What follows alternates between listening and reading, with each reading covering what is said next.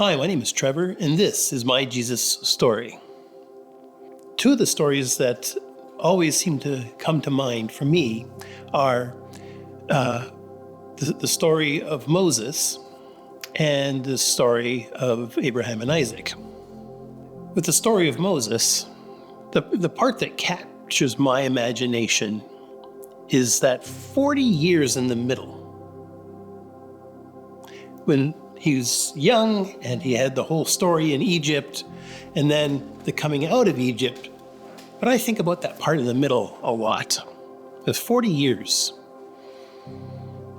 40 years when he thought that, any time now, my calling is going to be, it's going to be my time. I know I often feel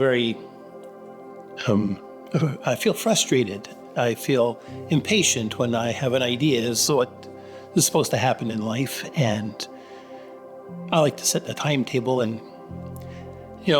that's not my job. I don't get to do that. I'm a widower.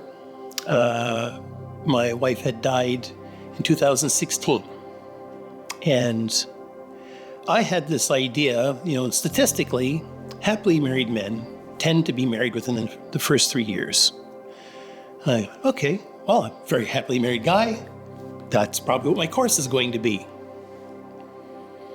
And time went on, and a year, 2 years, 3 years.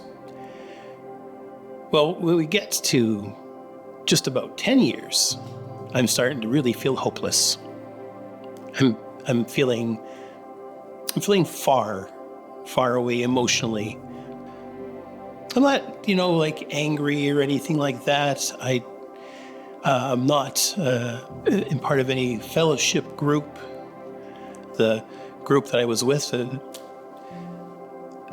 I couldn't go back because that was the one place on earth that was most noticeable for where my wife wasn't there. So it became the loneliest place on earth when you would think that should be your greatest support. But we're all built a little bit different emotionally, and the way I'm built, I was not able to reconnect with the group. So it's a very dry time, because a big part of a relationship with God is a relationship with His church. There's more than just the you and God of your relationship. There's something to be said for being in the Word and in prayer, but that's not the whole package. We're not created to be individuals and isolated. We're created to be part of a group, a community, and have fellowship. My time in the desert is that time in between when I'm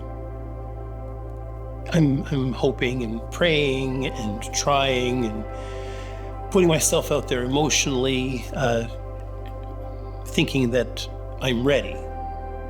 Although I still maintained, the personal actions of my relationship with God and my relationship with Jesus, I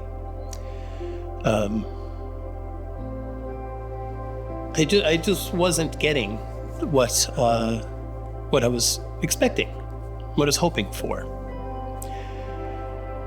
And I'm a patient guy, but a decade's a long time.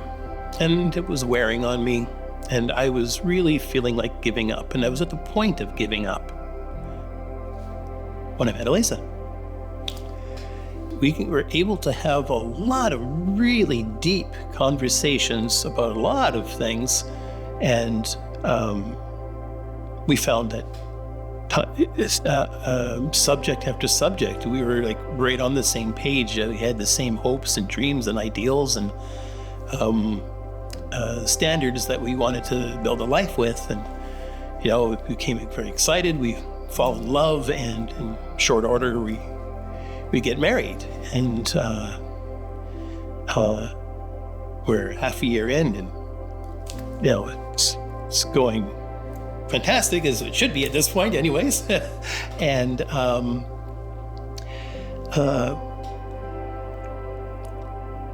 what I sort of notice is that at just the right time, so the Abraham and Isaac story with Abraham bringing his son to the sacrifice on the altar, his only son,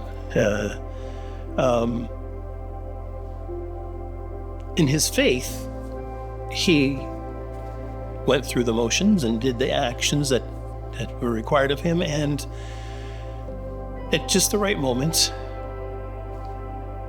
the answer was provided. The thing that he needed was given to him. The sacrifice was provided instead of his son. And I think of that in the sort of same way with myself. And right at the moment when I am feeling hopeless and I want to give up hope,